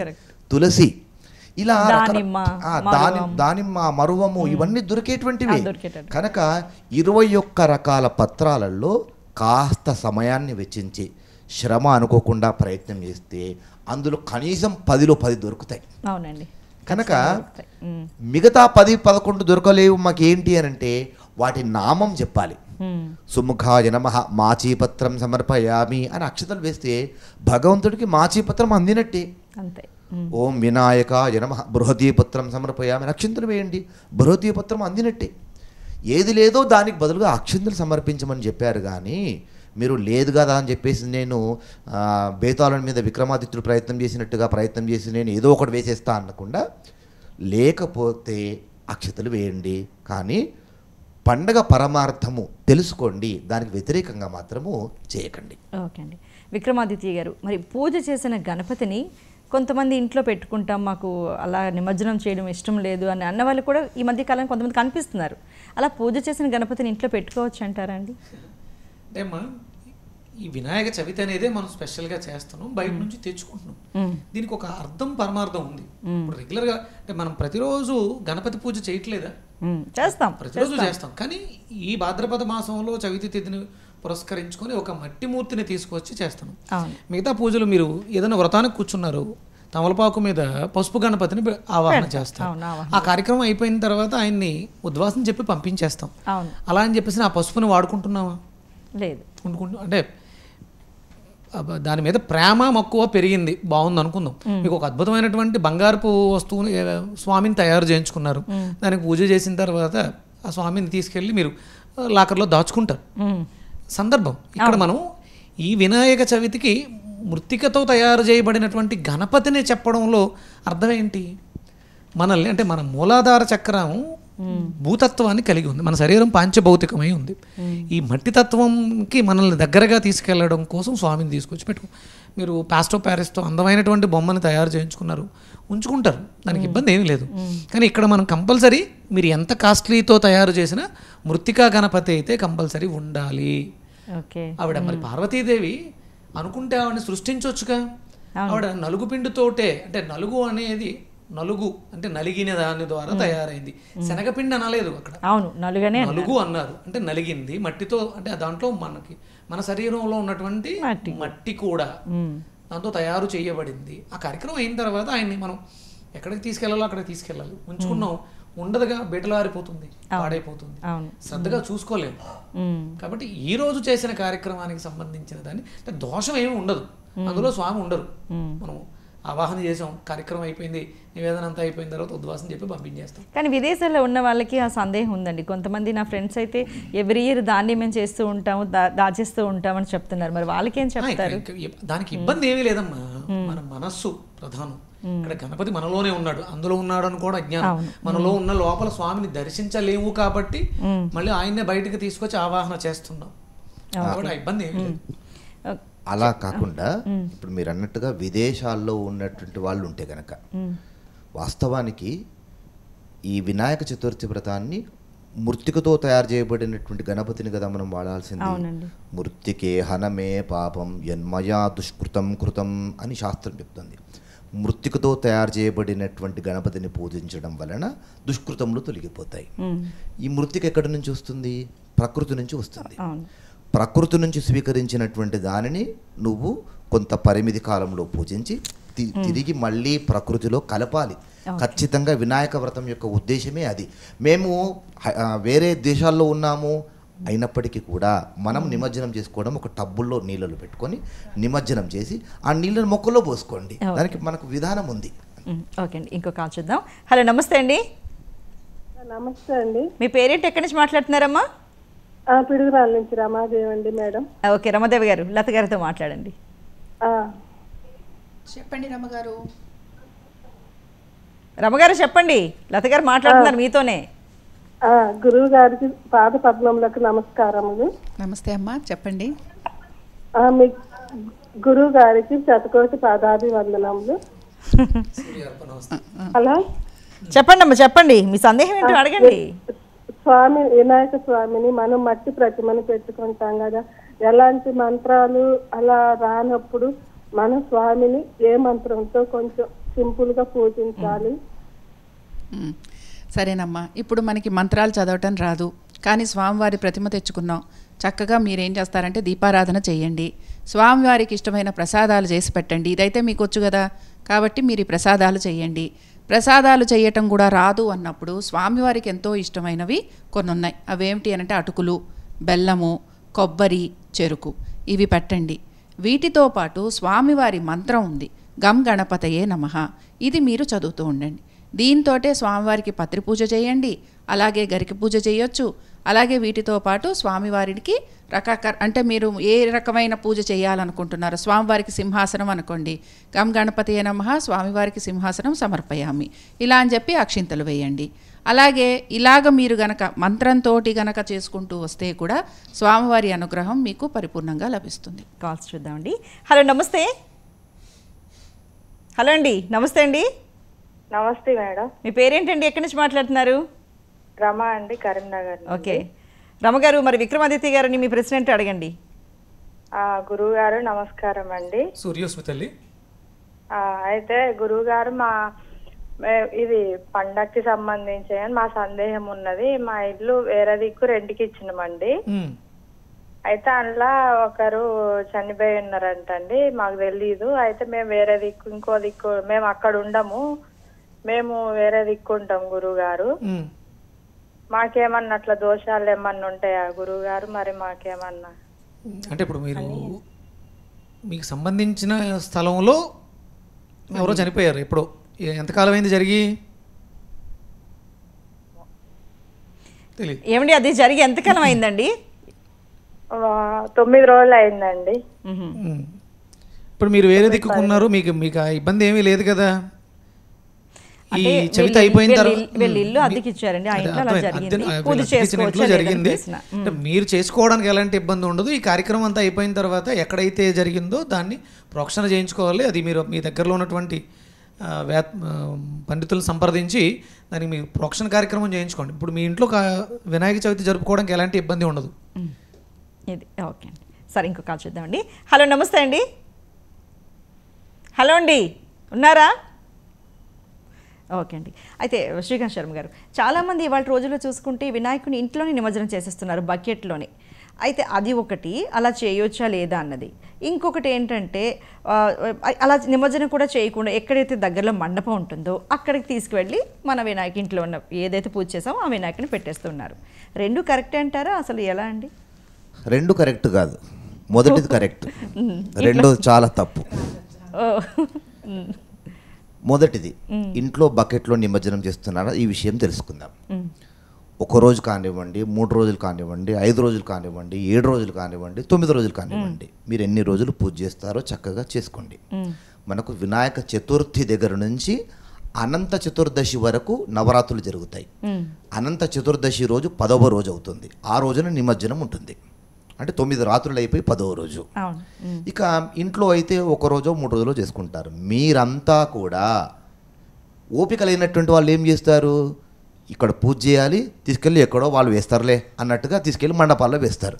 మనకు ఓపిక లేకపోవడం, మనం చక్కగా పూజించినటువంటి గణపతి యొక్క అనుగ్రహాన్ని పొందడానికి మనకు అవకాశం ఉండి కూడా మనము ఓపిక లేకుండా ఆ విగ్రహాలు తీసుకెళ్ళి ఎవరో వేస్తారులే అని మనం మండపాల్లో పెట్టేస్తుంటాం. కనుక మీరు ఇంట్లో పూజ చేసినటువంటి ఆ విగ్రహాన్ని చక్కగా ఇంట్లో ఒక పాత్ర, పెద్ద పాత్ర పెట్టుకోండి.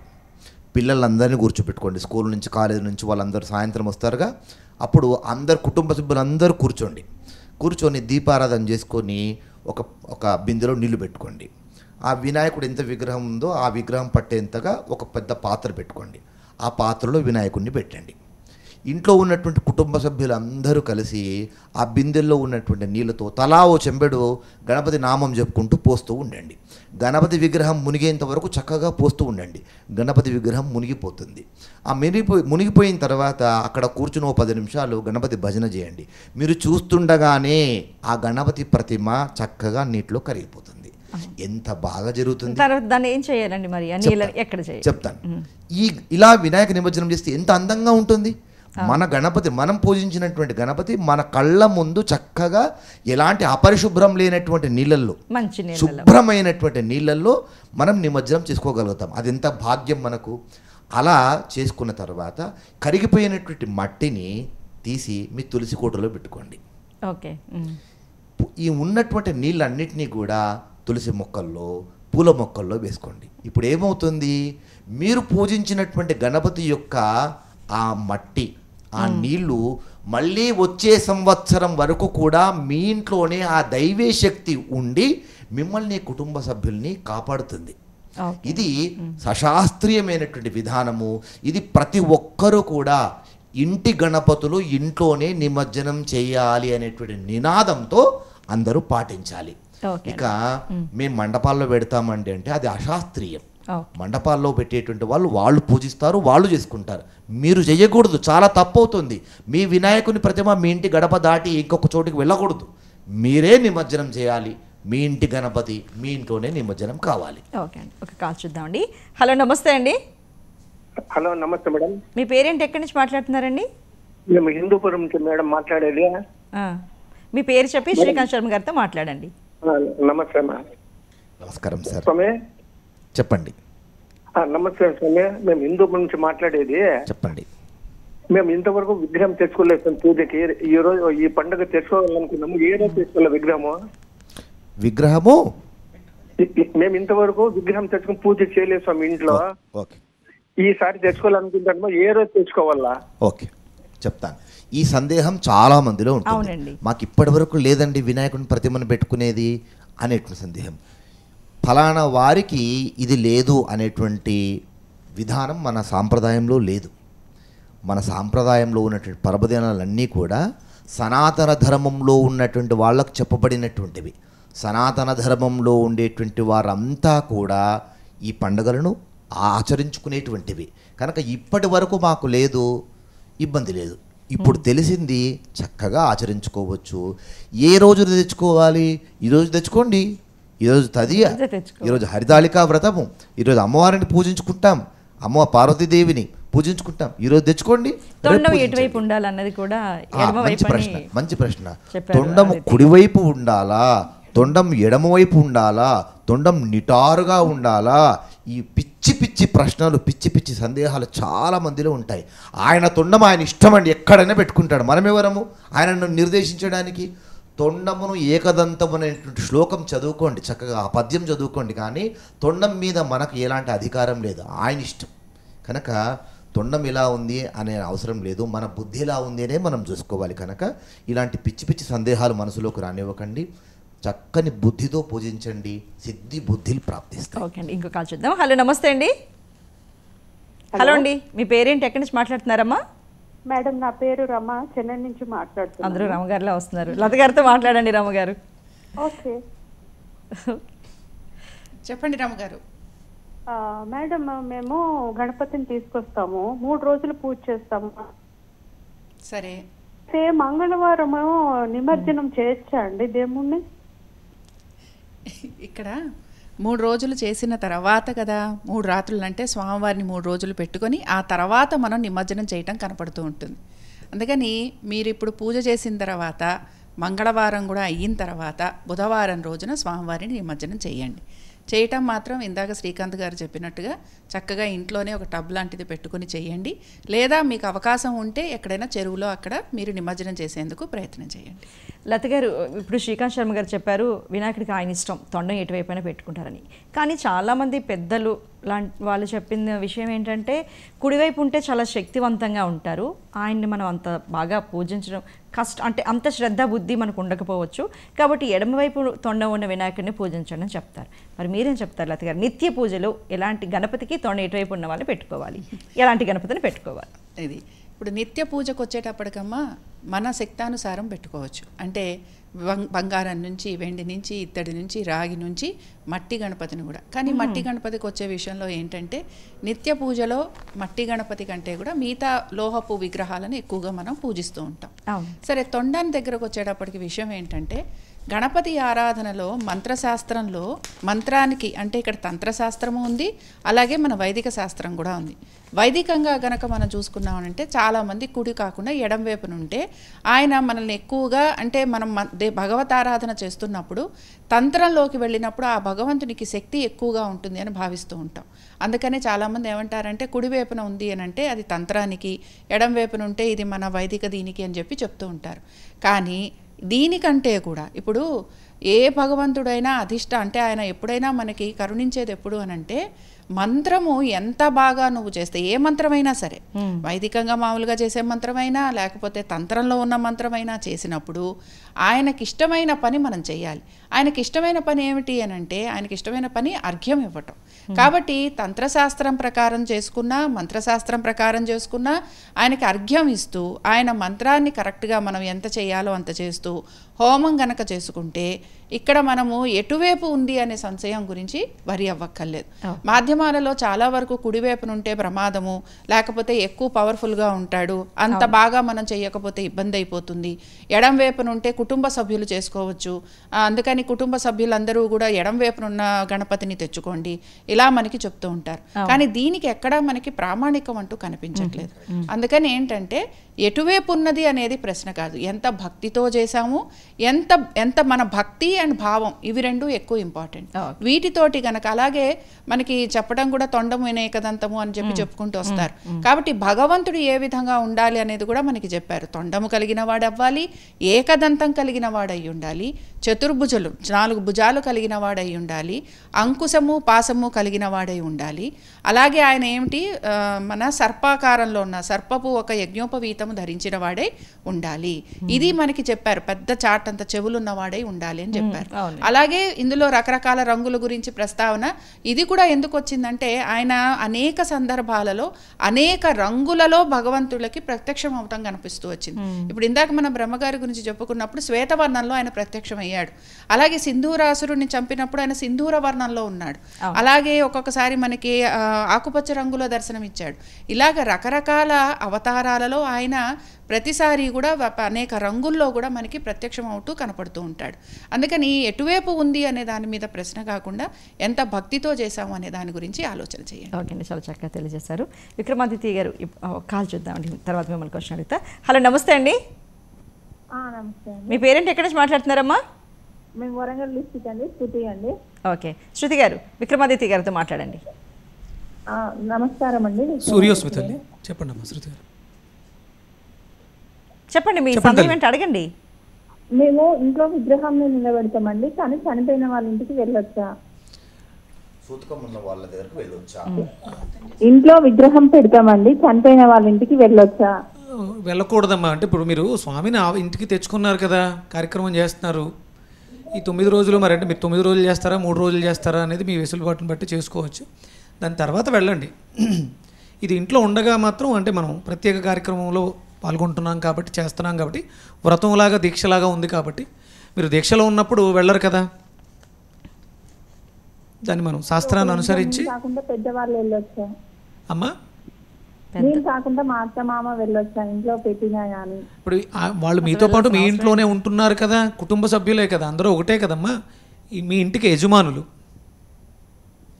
అంటే మీకు ఇప్పుడు వెళ్ళాల్సిన అవసరం ఏంటండి? అన్నింటికంటే పలకరింపండి, పరామర్శించడం కోసం దగ్గర రిలేషన్ అన్నట్టు అందుకోసం అని వెళ్ళొచ్చా దినాలకైనా ఒకలా? ఇప్పుడు అదే మీరు అలాంటి అది అక్కడ మీరు స్వామిని ఆవాహన చేసుకుని దీక్షగా చేస్తున్నారు. దీక్షలో ఉన్నప్పుడు ఎలా అయితే ఉంటున్నామో సేమ్ అలాగే ఈ దీక్షను కూడా, నవరాత్రి దీక్ష ఇది అయిపోయిన తర్వాత వెళ్ళొచ్చు పలకరింపుకి 10 రోజులు. ఓకే అమ్మా, అంటే ఇవాళ కూడా వెళ్ళకూడదు అంటారు? ఇవాళ కూడా వెళ్ళకూడదు, రేపు పూజ చేసుకుంటే పట్టింపులు ఉంటాయి కదా. ఈరోజు శుక్రవారం. అంటే ఒక్కొక్క ప్రాంతంలో ఉండేటువంటి ఆచార సాంప్రదాయాలను అనుసరిస్తూ కూడా చేసుకుంటూ ఉంటారు. Okay okay. మరి విక్రమాదిత్య గారు, శ్వేతర్క గణపతి విషయానికి వస్తే అది ఇంట్లో ఎప్పటికలా పెట్టుకొని శాశ్వతంగా పెట్టుకొని పూజ చేసుకోవచ్చు అంటారా? శ్వేత అర్కానికి చాలా శక్తి ఉంది. అంటే దాని శ్వేత అర్కము తెల్ల జిల్లేడు చెట్టుకి చాలా విశేష శక్తులు ఉన్నాయి.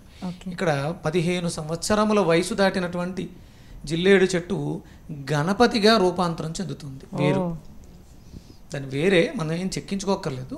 15 సంవత్సరాల వయసు దాటిన తర్వాత మీకు ఆ మూర్తి తయారైపోతారు. అంటే ఇక్కడ తెల్ల జిల్లేడు చెట్టు మనకి సూర్యనారాయణ మూర్తికి ప్రతీక. తెల్ల జిల్లేడు చెట్టుకి అధిపతి ఆయన సూర్యనారాయణ మూర్తి. మరి ఆయన గణపతిగా రూపాంతరం చెందడం, ఇక్కడ లత గారు చెప్పినట్టు ఆయన వివిధ వర్ణములలో కనిపించారు, దర్శనం ఇచ్చారు. సూర్యకిరణాలు మనకు ఒకే రంగులో కనిపిస్తాయి, కానీ మనం ఒక ప్రిజం పెట్టినప్పుడు 7 వర్ణములుగా విడబడుతుంది. అంటే మన శరీరంలో ఉన్నటువంటి షట్చక్రాలు కూడా ఆయన రూపమే. అంటే ఆ సూర్యనారాయణ మూర్తి గణాలకి అధిపతి, గణపతిగా ఆరాధన తీసుకుంటున్నారు. ఆయన ఉదయించే సమయంలో ఎరుపు వర్ణముతో దర్శనమిస్తారు. ఇక్కడ మనం మూలాధారకి రంగు ఏంటమ్మా? ఎరుపు. స్వాధిష్టానం ఆరెంజ్ కలర్, మణిపూరకం పసుపు వర్ణం, హృదయ చక్రం హార్ట్ చక్ర ఆకుపచ్చ రంగు, విశుద్ధి నీలము, ఇలా వైలెట్ కలర్. ఈ కలర్స్ అన్నీ కూడా గణపతిలో ఉన్నాయి. ఇవన్నీ కూడా మూలాధారంలో ఉన్నాయి. ఒక ప్రధానమైనటువంటి వర్ణం ఎరుపుగా ఉంటూ మళ్ళీ పైకి వచ్చే కొలది ఆరెంజ్ కలర్లా మారింది. అదే ఆ వర్ణమే రంగులు మార్చుకుంటూ మనకి శ్వేత అర్కము తెల్ల జిల్లేడు, మీరు మిగతా జిల్లేడు చూస్తే కొంచెం వైలెట్ కలర్లోను రంగులు మారుతూ ఉంటుంది. అంటే గణపతికి ప్రతీక. ఇక తెల్ల జిల్లేడు వేరుతో చెక్కబడినటువంటి గణపతి మూర్తికి విశేషమైన, తెల్ల జిల్లేడుకే విశేషమైనటువంటి శక్తులు ఉంటాయి. అందులో గణపతి ఆకృతి తీసుకున్నప్పుడు ఇంకొంచెం అధికంగా శక్తి ఉంటుంది. తెల్ల జిల్లేడుని ఇంట్లో పెట్టి పూజ చేసుకోవడం చాలా విశేషమైనటువంటి ఫలితాలు ఇస్తుంది. ఇక్కడ ఒకవేళ అంటే మనం మృత్తిక గణపతిని ఆరాధించడంలో చిన్న చిన్న లోపాలు వచ్చినా పర్వాలేదు, కానీ ఇంటిలో ఉన్నటువంటి శ్వేతార్క గణపతికి మాత్రం ఎలాంటి లోపము కలగకూడదు. అంటే భక్తి శ్రద్ధ కంపల్సరీ, కనీసము ధూపమైనా సరే మనం చూపిస్తూ ఉండాలి ప్రతినిత్యం. అంటే తెచ్చుకోవడం పెట్టుకునేంత వరకు ఉన్న శ్రద్ధ చేసేటప్పుడు ఆచరణలో లేకపోతే విపరీతం, అంటే అది అంటే మన శ్రద్ధ చూపించలేదు. గణపతిని అక్కడ ఉన్నటువంటి అంటే దాంట్లో పచ్చిదనం అయి ఉంటే పురుగులు ఊదేస్తూ ఉంటాయి, దాంట్లో ఉన్నటువంటి జీవం తగ్గిపోతూ ఉంటుంది. కాబట్టి మనం శ్రద్ధగా ఉండాలి. ఇలాంటివి పెట్టుకున్నప్పుడు భక్తి శ్రద్ధతో చేస్తాం అనుకున్నప్పుడు పెట్టుకోవడం వల్ల మనకి చాలా రకాలుగా, అంటే మనకి ఇంట్లో వాస్తు దోషాలకి కూడా శ్వేతార్క గణపతి ఉపయోగపడుతుంది. అద్భుతమైనటువంటి సౌరశక్తి దాంట్లో ఉంటుంది. వాస్తు దోషాలని, ఎలాంటి వాస్తు దోషాలు ఉన్నా నిర్వీర్యం చేస్తుంది. అంటే అది ఎంత సైజు అలాంటివి ఏమన్నా ఉంటాయని చెప్తారు. ఇంకా మన ఓపికమ్మ ఇప్పుడు ఆ ప్రమాణాలతో ఆ వేరుని సంగ్రహించడం జరుగుతుంది. పర్వదినాలలో పుష్యమి ఆదివారాలు, పుష్యమి గురువారాలు, పుష్యార్క యోగం ఉన్నప్పుడు తీస్తారు. ఆ సంగ్రహించేటప్పుడు ఆ చెట్టుకు వేరుకు ఉన్న సైజుని ప్రామాణికంగా తీసుకుంటారు. అంటే సాధారణంగా అంగుష్టం కన్నా పెద్దవి తీసుకుంటే మనం భరించలేము, వాటికి కార్యక్రమాలు చేయడం వాటి మీద ఆధారపడి ఉంటుంది. అందుకని ఎంత చిన్నగా ఉన్నా భక్తి, అందులో ఉన్నటువంటి మూర్తికి ఉన్నటువంటి శక్తి మనం చేసేదాని వల్ల పెరుగుతూ ఉంటుంది. ఓకే అండి, కాల్ చూద్దామండి. హలో, నమస్తే అండి. హలో, నమస్కారం అండి. పేరేంటి, ఎక్కడి నుంచి మాట్లాడుతున్నారండి? మేము చిలకలూరుపేట నుంచి మేడం. ఓకే, శ్రీకాంత్ శర్మ గారితో మాట్లాడండి, మీ పేరు చెప్పి. హలో, నమస్కారం గురువు గారండి. నమస్తే అండి. స్వామి, ఇప్పుడు మా కోరికలు తీరాలి అంటే ఈ గణేష్ని పర్వదినాల్లో ఎలాంటి ఆయిల్ తోటి దీపారాధన చేస్తే మంచిది స్వామి? ఇంకా ఎలాంటి ప్రసాదాలు పెట్టాలి? బాగుంది.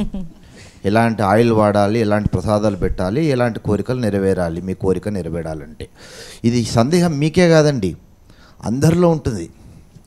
అయితే కోరికలు, ఆ కోరికలతో పూజించడం అనేటువంటిది మొట్టమొదలు మనం మానుకోవాలి. సరే, భగవంతుని అడిగేంత వరకు అమ్మ కూడా బువ్వ పెట్టదని అంటారు కనుక భగవంతుని వేడుకోవాల్సిందే.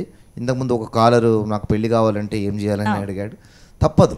ఏదో ధర్మబద్ధమైన కోరికలు అంటారు. అది ధర్మబద్ధమైన కోరిక, కర్మబద్ధమైన కోరిక, ధర్మబద్ధమైన కోరిక, ఒక్క కోరిక.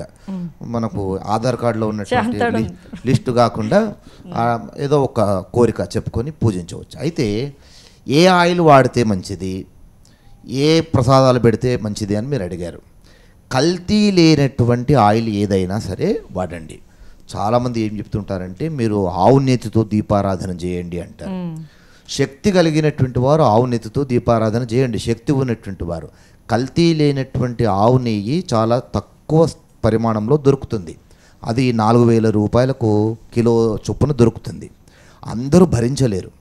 శక్తికి తగ్గట్టుగా మీరు మీ శక్తిలో కల్తీ లేనటువంటి పదార్థము, ఆ చమురు ఏదైనా, కనీసం మంచి కొబ్బరి నూనె అయినా సరే దీపారాధనలో వాడండి, కల్తీ లేనటువంటిది వాడండి. ఇక ప్రసాదాల విషయంకి వస్తే కనుక, ప్రసాదాలు గణపతికి సంబంధించినటువంటి చాలా పదార్థాలు చెప్తారు. అలా అన్ని ప్రసాదాలలో మీకు ఏది వీలైతే అది. కానీ గురువుగారు చాగంటి వారు ఆయన ప్రవచనాల్లో ఎవరైనా కూడా ఈ వినాయక చతుర్థి రోజున దోసపండు నివేదన చేయాలని చెప్తారు వారు. కనుక మీరు ఎన్ని పదార్థాలు నైవేద్యం పెట్టినా పెట్టకపోయినా దోసపండు నివేదన చేయండి. అంటే దోసపండు అంటే కూరల్లో వాడే ఆ దోసపండు, కూరల్లో వాడేటువంటి దోసపండు. అది దొరకకపోతే కీరా దోసపండు అయినా కానీ వాడమని చెప్పారు. కనుక ఖచ్చితంగా అది వాడండి. శ్రద్ధాభక్తులతో పూజించండి. ధర్మబద్ధమైన ఒక్క కోరిక భగవంతునికి విన్నవించుకోండి. పూజించినంత కాలము ధర్మంగా ఉండండి. అసలు వాస్తవానికి జీవితాంతం ధర్మంగా ఉండాలి.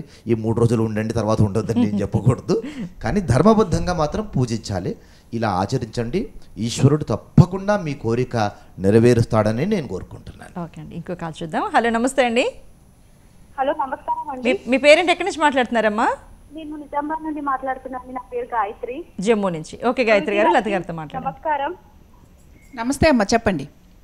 ఇంకో వినాయక చవితి రోజు స్వామి వారికి ఉండ్రాల పాయసం పెడతాం కదండి, దాన్ని అదే రోజు వేరే వాళ్ళ ఇంటికి పంపియచ్చా పెట్టి?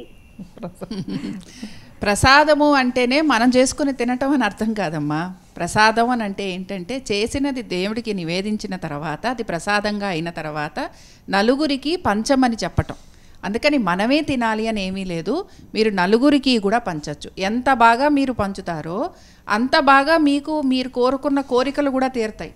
అందుకని చాలామంది ఏంటంటే ఇవాళ పొద్దున్న చేసుకున్నాం వ్రతం కదా, సాయంత్రం కూడా ఇదే తినేద్దాం అనుకుంటారు. కానీ ఇది వరకు పాతకాలంలో మా ఇంట్లో ప్రసాదం అండి అని చెప్పి నలుగురికి పంచేవారు. ఆ పద్ధతిని మనం మళ్ళీ ఇప్పుడు ఫాలో అవ్వాలి, అందరం కూడా నేర్చుకోవాల్సింది. కొంతమందికి ఇప్పుడు ఏటి సూతకాలు మైలు ఉన్నాయి, వాళ్ళ ఇంట్లో జరగట్లేదు.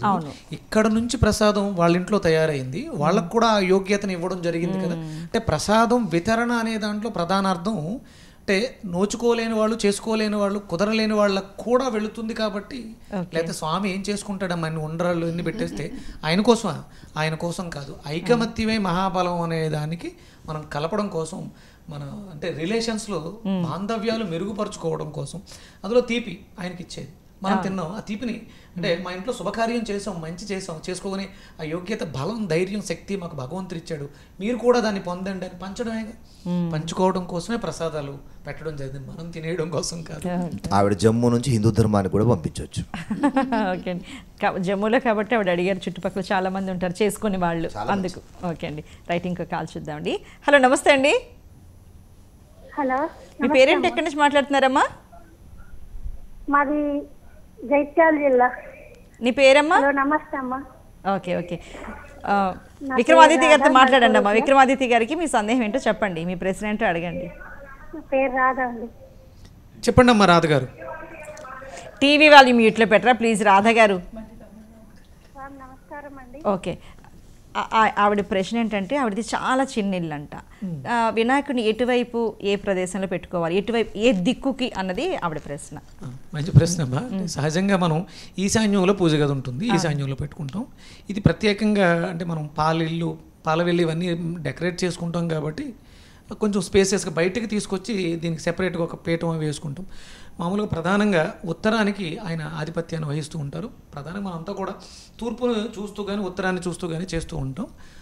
ఉత్తరం వైపు మన కుబేర స్థానంగా భావించే స్థానంలో పెట్టుకుంటాం, లేదంటే తూర్పు ఇంద్రభాగంలో కూడా పెట్టుకోవడానికి అవకాశం ఉంది. అంటే మనకి నైరుతి అనేది పడక గదులు ఉంటాయి, వాయువ్యంలో వాష్రూమ్ ఉంటుంది, అందుకని ఇవి మనం పెట్టుకోవడానికి అవకాశం ఉండదు. ఈశాన్యం దగ్గరలో తూర్పు ఉంటుంది, అలాగే ఈశాన్యానికి ఎడమ వైపు ఉత్తరం ఉంటుంది. ఈ తూర్పు ఉత్తరాలు ముందు ఉత్తరం చెప్తున్నారు, తర్వాత తూర్పు చెప్తున్నారు కదండి, అలా. ఓకే అండి, రైట్ అండి. ఇంకో కాల్ చూద్దామండి. హలో, నమస్తే అండి. హలో అండి, మీ పేరెంట్ ఎక్కడి నుంచి మాట్లాడుతున్నారండి? శృతి అండి, నిజామాబాద్ నుంచి. ఓకే, శృతి గారు శ్రీకాంత్ శర్మ గారితో మాట్లాడండి. హలో, శృతి గారు, శృతి పెంచండి. మాట్లాడుతున్నానండి. మా ఆడబిడ్డ చనిపోయి నెల అవుతుందండి. 4వ తారీఖు అమాస రోజు చనిపోయిందండి. ఓకే, తర్వాత అదే ఇప్పుడు గణపతి పూజకి వెళ్ళొచ్చా మరి మేము అని చెప్పేసి కొంచెము అడగదామని చేసామండి. మరణించింది మీ ఆడబిడ్డ కదమ్మా? అవునండి. 4వ తారీఖు చనిపోయారు వారు. అంటే మీ వారి సోదరి? అవునండి. అవునమ్మా. అంటే హ్యాండిక్యాప్ ఇంట్లోనే ఉండే. ఆవిడకు వివాహం అయిందమ్మా? దేవుడికి ఇచ్చి చేసామండి. అయితే మీకు ఈ సంవత్సరంలో ఈ వినాయక చవితి పర్వదినం మీకు లేదమ్మా, ఎందుకంటే మీ వారి సోదరే కదా చనిపోయింది కనుక మీకు ఈ సంవత్సరం లేదు. మీరు ఎవరైనా పూజ చేస్తూ ఉంటే కనుక అక్కడ పూజలో మీరు కూర్చొని ఆ కథ వినడము, తీర్థప్రసాదాలు స్వీకరించడం లాంటివి చేసుకోవచ్చు. అయినా ఇప్పుడు మీరు మైలలో ఉంటారేమో, చూసుకోండి మీ ప్రాంతంలో ఉన్నటువంటి ఆచరణలు ఎలా ఉన్నాయని చూసుకొని దాన్ని బట్టి పాటించండి. కానీ ఈ సంవత్సరం మాత్రం మీకు పనికిరాదు. ఓకే, ఇంకో కాల్ చూద్దామండి. హలో, నమస్తే అండి. హలో, మీ పేరేంటి, ఎక్కడి నుంచి మాట్లాడుతున్నారమ్మా? హలో, ఏమండి మీరు కొంచెం టీవీ వాళ్ళు మ్యూట్లో పెట్టరా ప్లీజ్. ఓకే ఓకే, లత గారు, గణపతి గజాననుడు ఎలా అయ్యారని చెప్పారు, అలాగే నైవేద్యాల విషయానికి వస్తే చాలామందికి చాలా సందేహాలు ఉంటాయి. మనం పత్రి గురించి మాట్లాడుకున్నాం. నైవేద్యాలు ఏవి పెట్టాలి, అలాగే చేయకూడని పనులు చెప్పండి. ఏ పనులు చేయకూడదు? ముందర భక్తి లేకుండా పూజ చేయకూడదు.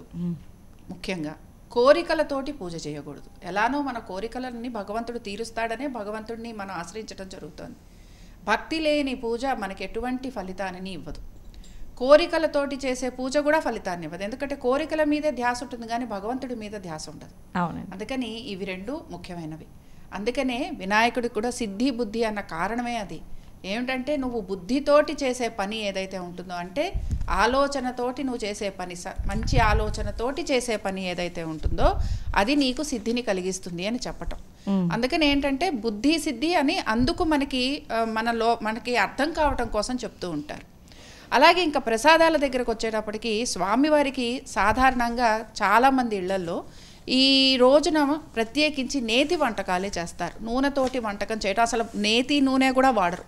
మామూలుగా ఏంటంటే అన్నీ కూడా ఆవిరి మీద వండే వంటకాలు ఏవైతే ఉంటాయో అవి చేస్తూ ఉంటారు. అయితే చాలా చోట్ల ఏంటంటే ప్రతి దానిలోనూ ఒక కామన్గా ఒక పులిహోర, ఒక ఇవి కొన్ని వచ్చేసాయన్నమాట.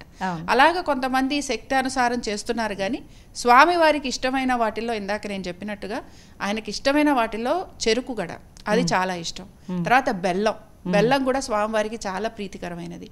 అటుకులు, కొబ్బరి, తర్వాత వీటితో పాటు మనం పానకము ఇవి పెడుతూ ఉంటాం. వీటితో పాటుగా కుడుములు, ఉండ్రాళ్ళు. ఇంకా మీరు ఇంకేమైనా చెయ్యాలి అని అనుకుంటే చేసి పెట్టచ్చు. అయితే సాధారణంగా ఈ స్వామివారికి సంబంధించి ఆవిరి మీద ఉడికినవి ఏవైతే ఉంటాయో అవి శ్రేష్టంగా మనకి చెప్తూ ఉంటారు. ఓకే, చాలా చక్కగా తెలియజేశారండి. ఇంకా కాల్ చూద్దాం. హలో, నమస్తే అండి. హలో, నమస్కారం అండి. మీ పేరేంటి, ఎక్కడి నుంచి మాట్లాడుతున్నారమ్మా? పశ్చిమ గోదావరి జిల్లా అండి. మీ పేరు చెప్పి విక్రమాదిత్య గారితో మాట్లాడండి. ధనలక్ష్మి గారు. సూర్యోస్మి అమ్మా.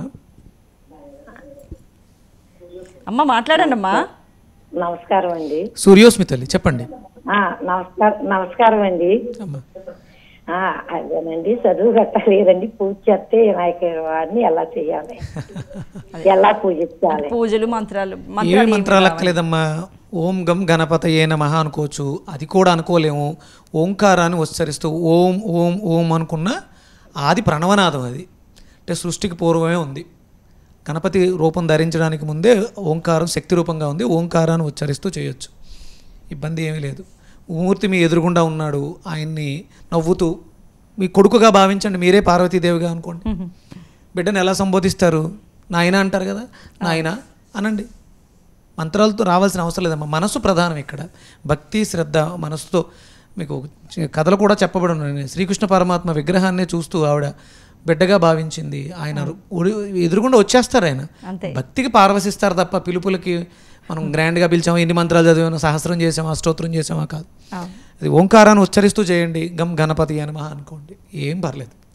ఓకే, ధన్యవాదాలండి. మొత్తానికి విక్రమ్ ఆదిత్య గారు చాలా చక్కగా తెలియజేశారు. లత గారు ధన్యవాదాలు, శ్రీకాంత్ శర్మ గారు ధన్యవాదాలండి. ఒక చిన్న విషయం తెలియజేద్దామండి. అంటే ఇప్పుడు భాద్రపద మాసంలో ఈ గణపతి నవరాత్రులు రావడానికి ప్రధానమైనటువంటి కారణం, మీరు ప్రసాదాలు అడిగారు.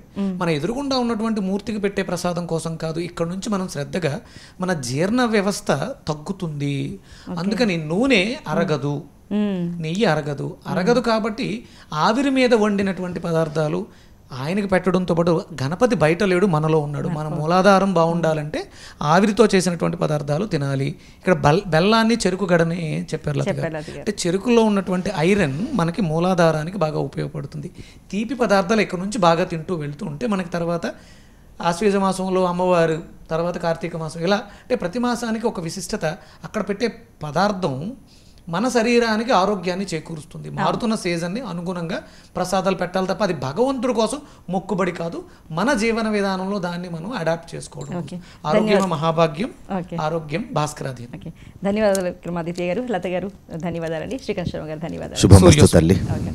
మరి ఇది ఇవాళ తలచేతనే గణనాథుని ప్రత్యేక కార్యక్రమం. మరో కార్యక్రమంతో మళ్ళీ కలుద్దాం. చూస్తూనే ఉండండి హిందూ ధర్మం. జై జై జై గణపతి, జై గణపతి, జై జై జై గణపతి.